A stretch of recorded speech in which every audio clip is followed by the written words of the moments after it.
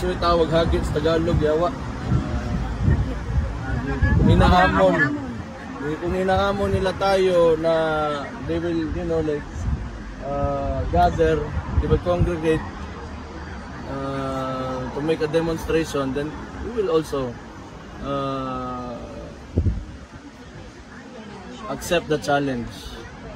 So, yung mga interesado, if you want to, you know, fight for former President Rodrigo Roa Duterte, be here in The Hague. We will gather ourselves peacefully and show all the support that we can. So, our strength is in our numbers.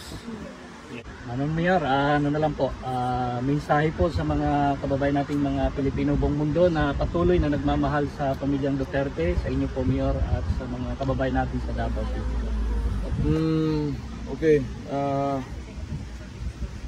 ganun pa rin, tuloy lang kung ano yung plataforma ng tatay ko noong 2016, lalo na yung mga talagang naniwala sa kanya noon pa, mula nung simula pa lang. Yung plataforma niya is against drugs and corruptions and against criminality. Tuloy nyo lang yung suporta doon at paniniwala na maibabago pa natin yung bansa natin. And yung tunay na pagbabago, siguro hindi naman makakakuha ng ganitong klaseng suporta yung tao na yan na nandyan ngayon sa loob ng ICC, spending their own money, using their own time, kung walang nagawang maganda yung tatay ko. So tuloy nyo lang,